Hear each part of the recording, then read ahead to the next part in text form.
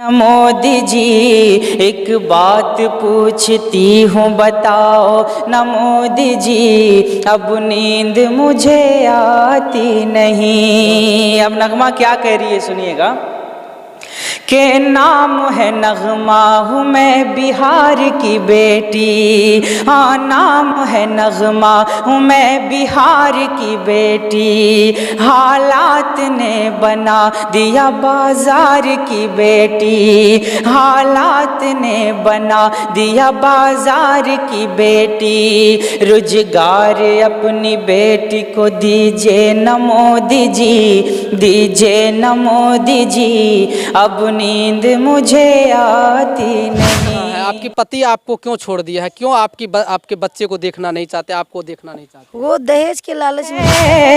लाचार एक परिंदा आवाज दे रही है, मैं प्यार का हूँ नगमा ये सबको बता रही है। तो सच में नगमा के साथ गलत किया है, क्योंकि उसने मुझे धोखा दिया।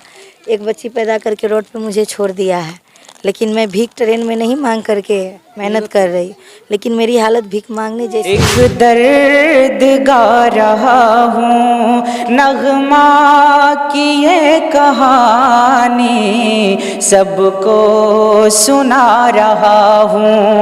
नगमा की ये कहानी सबको सुना रहा। हक पे लड़े हैं लड़ते रहेंगे और नेता ही कुछ ऐसा है। और हिंदू मुसलमान सिख ईसाई सबके लिए ये लड़ते हैं। पहले भी मुझे एक ही चीज़ चाहिए, अपना घर चाहिए, क्योंकि मैं अभी भी भाड़े के घर में रह रही हूँ, गुमनामी की ज़िंदगी जी रही हूँ। और झिटकिया में जहाँ मेरी माँ ज़मीन खरीदी। नमस्कार मित्रों, अब इस वक्त हम नगमा जी के घर पे हैं। आप देख सकते हैं वही चेहरा है जो बताने का मोहताज नहीं है। ये चेहरा काफी वायरल चल रहे थे एक समय में। और हमारे साथ सिंगर गुलजार अहमद जी है। आइए, पिछला वीडियो में आपको बताए थे, अगला वीडियो में बताएंगे। तो आप हम नगमा जी से पूछेंगे इनको बार बार क्यों हमला किया जाता है, आखिर वो हमला करने वाला व्यक्ति कौन है। नगमा जी, पहले हम तक न्यूज में आपको स्वागत है जी। धन्यवाद सर। और आपके साथ बार बार हमला हो रहे हैं, कहीं ना कई बार आपके साथ एक्सीडेंट भी हुआ है और मारने का प्रयास किया गया। आप ये क्या, आपको किस लिए मारने का प्रयास किया जा रहा है? सर, अपना बिहार में तो हमेशा देखा गया है कि अगर कोई बेटी आगे बढ़ती है तो बहुत सारे इंसान को प्रॉब्लम हो जाता है। जब तक दुख था मेरे पास तो सब देख रहा था, खुश था। जैसे खुशहाली आने का शुरुआत हुआ, वैसे मेरे साथ फिर से वो लोग प्रॉब्लम क्रिएट कर रहे। और अभी हम गुमनामी का ज़िंदगी जी रहे हैं, क्योंकि हम झिटकिया में सुरक्षित नहीं है। हम एसडीएम साहब से गुहार भी लगाए थे और हम मांग भी किए थे कि कहीं हमको सरकारी 5 धूर ज़मीन दे दिया जाए, जहां हम चैन सुकून से रह सके। लेकिन सब आंख बंद कर लिए। और डीएम सर को भी हम अपना प्रॉब्लम बताए तो वो हमको प्रत्यक्षता वाला फॉर्म दे दिया, बोले भर के जमा करो, तुमको कुछ 20-25 हज़ार रुपये मिल जाएंगे। और उसमें भी 2 गवाह दीजिए, आधार कार्ड दीजिए, सबका मोबाइल नंबर दीजिए। आजकल गरीब का गवाह कौन बनना चाहता है। अच्छा नगमा जी, मुझे एक चीज़ आपसे जानकारी लेना था। आपके बार बार जो हमला किया जाता है वो व्यक्ति क्यों आपके साथ हमला करता है? आपके साथ क्या हुआ कि आप रोड पे आ चुके हैं और ऑटो रिक्शा चलाने के लिए? सर, अगर हम टोटो रिक्शा नहीं चलाएंगे तो मेरा ये बच्चा भूखा सोएगा। ये भूखा रहता है, उस दिन 30 दिन हम गाड़ी नहीं चलाते हैं। हमारी मजबूरी है रिक्शा चलाना। हमें अगर रिक्शा चलाना होता तो फिर हम बीए एमए क्यों करते, ये बताइए। हम तो इसलिए पढ़ाई किए ताकि हम सर्विस करें, कोई ढंग का जॉब हो मेरे पास, जिसका कोई अस्थाई हो, जिसमें फ्यूचर। आपका पति कहाँ है? आपकी पति आपको क्यों छोड़ दिया है? क्यों आपके बच्चे को देखना नहीं चाहते, आपको देखना नहीं चाहते? वो दहेज के लालच में दूसरा शादी कर लिया। वो एक अय्याश टाइप का इंसान था और वो पढ़ा लिखा भी नहीं था। एलकेजी से स्कूल से भागा हुआ है। हिंदी इंग्लिश भी बहुत टोटा के पढ़ पाता है। अच्छा आपको साथ जो हमला किया वो व्यक्ति कौन हो सकता है? देखिए, बड़े बड़े लोग हैं जिनका नाम लेते हुए हम डर रहे हैं। हमारी इतनी औकात नहीं कि उनका नाम ले, अगर लेंगे तो मेरा पूरा परिवार को मार दिया जाएगा। लेकिन मेरे पति के जरिया ही सब कुछ करवा रहे हैं वो लोग। स्कॉर्पियो में बैठ के मेरे पति के घर जाते हैं और सब मिल के प्लानिंग करते हैं। और मेरे पति को ये कहा जाता है कि नगमा को मार के रास्ते से हटा दो, क्योंकि अगर वो ज़िंदा रहेगी तो अंजार आलम जी आपको जेल हो जाएगा, उम्र कैद हो जाएगा, नहीं तो फांसी हो जाएगा।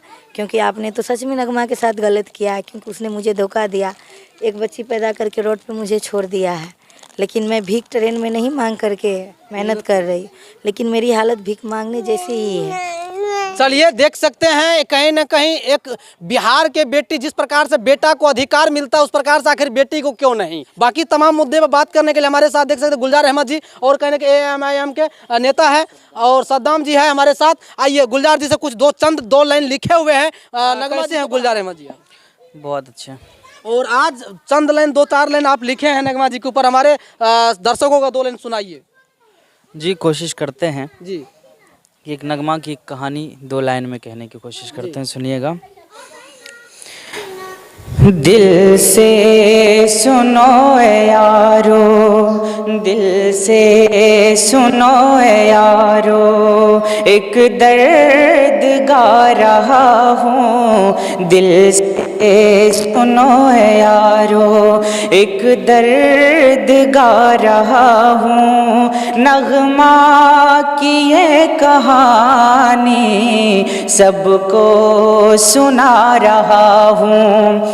नगमा की ये कहानी सबको सुना रहा हूँ। और एक लाचार परिंदे की फरियाद सुनिएगा कि लाचार एक परिंदा आवाज दे रही है, लाचार एक परिंदा आवाज दे रही है। मैं प्यार का हूँ नगमा, ये सबको बता रही है। जो दब गई सच्चाइयाँ, जो दब गई सच्चाइयाँ सबको बता रही है। दिल से सुनो यारो।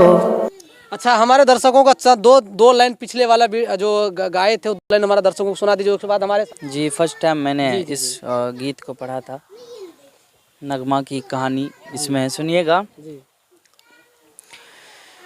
एक बात पूछती हूँ बताओ न मोदी जी, एक बात पूछती हूँ बताओ न मोदी जी, छुपाओ न मोदी जी।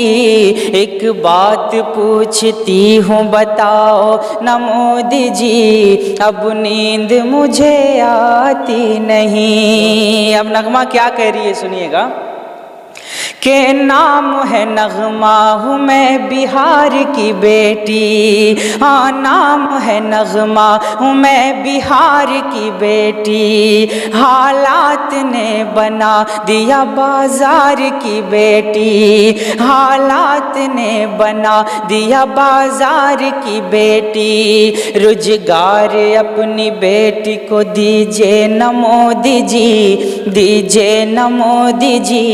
अब नींद मुझे आती नहीं, अब चैन मुझे आती नहीं।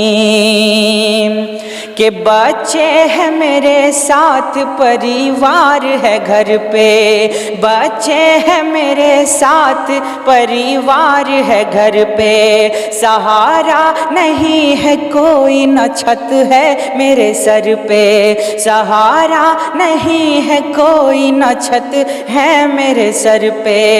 कैसे जीऊंगी दुनिया में बताओ न मोदी जी, बताओ न मोदी जी। अब नींद मुझे आती नहीं। वाकई में बहुत अच्छा रुला देने वाला ये कहीं ना कहीं गीत जोड़ के लाए हैं गुलजार जी। और कहीं ना कहीं आप लोग कमेंट करके बताएं क्यों आखिर जी। मैं इनके लिए 4 मिसरे कहने की कोशिश किया हूँ। इनके दिल से जो हमेशा आवाज़ें निकलती है वो क्या कहती है सुनिएगा कि ये ना देखो कि हिंदू मुसलमान कौन है, पहले ये पता लगाओ कि इंसान कौन है। और छोड़ कर सारे ये धर्म के झगड़े, घर घर जाके देखो परेशान कौन है। और मैं सबसे यही कहना चाहूँगा, एक AMIM पार्टी के एक ऐसे युवा एक ऐसे सच्चे रहनुमाई का जज्बा रखने वाला बेटा जो आज आगे आए हैं, मैं सबसे यही कहना चाहूँगा कि मंजिल से आगे बढ़कर मंजिल तलाश कर, मिल जाए तुझे दरिया तो समंदर तलाश कर, हर शीशा टूट जाता है पत्थर की चोट से, पत्थर ही टूट जाए वो शीशा तलाश कर। अगर आज हिदायतुल्लाह रहमानी शीशे के तौर पर है तो इसे इतना मजबूत बनाया जाए कि आने वाले कल में पत्थरों का मुकाबला कर सके। इनके लिए 2 लाइन कहने की कोशिश करता हूँ, सुनिएगा। बिल्कुल बिल्कुल। हिदायतुल्लाह साहब की बात ना पूछो, जज्बा ही कुछ ऐसा है। हिदायतुल्लाह साहब की बात ना पूछो, जज्बा ही कुछ ऐसा है कि हक पे लड़े हैं, लड़ते रहेंगे, और नेता ही कुछ ऐसा है। और हिंदू मुसलमान सिख ईसाई सबके लिए ये लड़ते हैं कि हिंदू मुसलमान सिख ईसाई सबके लिए ये लड़ते हैं। अरे इनको ना भुलाना ओ मुकेश भैया, इनको ना भुलाना ओ मेरे चाचा, अरे बेटा ही कुछ ऐसा है। बहुत खूब, बहुत अच्छा, बहुत बहुत धन्यवाद गुलजार जी। इस प्रकार से आपने कहीं ना कहीं सबको ही दिल पे राज करते, इसी प्रकार से आपके कहीं ना कहीं इस प्रकार से आप गाते हैं कि कई करोड़ों आदमी को दिल जीत लेते हैं। सर आप सबसे पहले आपको हम तक न्यूज़ पे आपको स्वागत है। जी जी, शुक्रिया आपका। क्या बोलिएगा गुलजार, जिस प्रकार से आप नगमा जी को देख सकते हैं, एक बिहार का बेटी यानी कि एक लाचार महिला और लाचार बेटी रोड पे आ चुके हैं, एक प्रकार से टोटो रिक्शा चला रहे हैं। इन बेटी के लिए आप क्या बोलिएगा? देखिए, जो हालात हैं इनके और जो बातें हमको सुनाई में आ रहा था, उस सच्चाई को हम जानने के लिए यहाँ पे पहुँचे और पूरी तरह से जानने की कोशिश किए हैं। और जो भी खबर अफवाहें फैलाई गई हैं इनके प्रति, वो सारी अफवाहें नज़र आ रही है, सब बातें झूठी निकली। और मेरा सवाल एक थोड़ा रहेंगे कि आपका पार्टी इनके तरफ से क्या कर सकते हैं? ज़रूर हम कोशिश करेंगे कि हमारे पार्टी के थ्रू भी कुछ न कुछ इनके लिए इमदाद हो, जी कोशिश करेंगे। नगमा जी, चंद लाइनें में 2 लाइन में इन लोगों को क्या कहिएगा अपने तरफ, जिस प्रकार से पार्टी लोग यहाँ पे आए हैं आपके सपोर्ट करने के लिए, आपका दुख दर्द समझने के लिए, आप अपने तरफ से क्या बोलिएगा? सर हम तो सबसे पहले शुक्रिया बोलेंगे आपके चैनल को भी, यानी भाई लोग को भी, क्योंकि कम से कम देखने तो आए, ये मेरे लिए बहुत खुशी की बात है।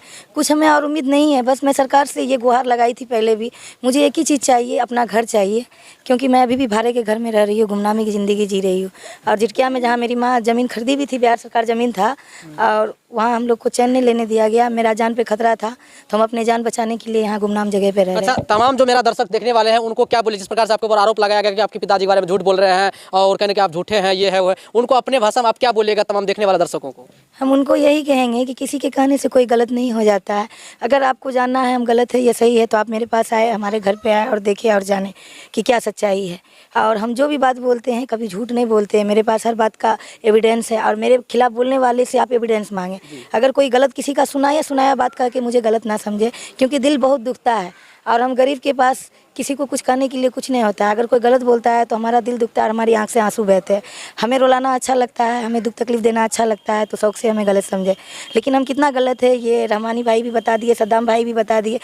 मेरे भाई को तंदुरुस्त बताया गया था, मेरे पापा को जिंदा, उनका डेथ सर्टिफिकेट, डेट वाला फ़ोटो, और मेरा भाई का दिमागी हालत का पूरा डॉक्यूमेंट्स, पर्ची, डॉक्टर का हर चीज़ हम इन लोगों को दिखा दिए। क्या भाई दिखा है ना?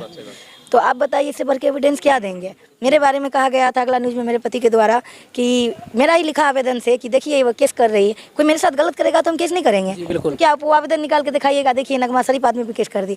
दुनिया में लाखों इंसान मेरे बारे में देखिए गलत कमेंट किया है, हम कहाँ किसी पे केस किए हैं? मेरे बारे में लोग बहुत कुछ उल्टा पुल्टा बोला है, हम कहाँ केस किए? सो आप लोग खुद देख रहे हैं, आप लोग को भी धमकी दिया जाता होगा कि नगमा से दूर रहिए। गुलजार भाई बोले कि हमको धमकी दिया गया जिटकिया में कि गोली मार देंगे नगमा के पास जाएगा, तो इतना कुछ बोला जाता है हमको आए दिन, कैरेक्टर लेस, तुम गंदी हो, ये हो वो हो। हम कहाँ किसी पे केस कर रहे हैं? यहाँ तक कि मुझे मारा भी गया है, जिटकिया में बहुत नेता मंत्री लोग मुझे मारे भी है, क्योंकि पता नहीं उन लोगों की नज़र में मेरी खूबसूरती चुभ गई थी। इसीलिए हम अपने आप को पागल के वेशभूषा बना के रखते हैं, ताकि किसी की नज़रों में हम ना चुभे, कोई नेता मंत्री का हम शिकार ना हो। वो लोग जो चाहते हैं वो कभी पूरा नहीं होगा। मैं मर जाऊंगी लेकिन मैं गलत कभी नहीं करूंगी। क्योंकि जानते हैं ये शरीर जो है मरने के बाद यही मिट्टी में जाएगा। कब्र का जो अजाब होता है ना, उससे बड़ा कोई अजाब ही नहीं होता है। हम अपने शरीर को नापाक कर लेंगे ना तो ये कब्र भी मुझे कबूल नहीं करेगी। ये तो 4 दिन की ज़िंदगी है, 2 दिन तो मेरा कट ही गया है, 2 दिन बचा हुआ है। 2 दिन जीने के लिए हम अपने शरीर को ना नापाक कर सकते हैं, ना गलत काम कर सकते हैं। हम जिएंगे तो सर उठा करके, वरना सर कटा लेंगे। हम मेहनत कर रहे हैं, मेहनत ही करेंगे, कुछ गलत कभी नहीं करेंगे। चलिए, बहुत अच्छा और तमाम मुद्दे पर जवाब दिया। और कहीं ना कहीं आप लोग कमेंट बॉक्स में कमेंट करके बताएं कि इस तरह की कहीं ना कहीं सोच रखने वाले भी हमारे बिहार में, हमारे भारत में अभी भी मौजूद हैं। और कहीं ना कहीं जिस प्रकार से नगमा जी के ऊपर उंगलियां उठाया गया और गलत कहा गया, लेकिन नगमा जी जिस प्रकार से अब स्टेटमेंट दिखा रहे हैं और जवाब दे रहे हैं, मुँह तोड़ जवाब दे रहे हैं, तो कहीं ना कहीं ये सच है। और आप लोगों को, मुझे पता है कि इनका बात सुन करके आप लोगों को बुरा लगेगा, फिर तरह तरह का कमेंट करिएगा, गाली भी दीजिए कुछ कमेंट में, तो उससे फर्क नहीं पड़ता है। बाकी आप लोग देखते रहिए हम तक न्यूज़, हम तक एक्सप्रेस। जय हिंद, जय भारत।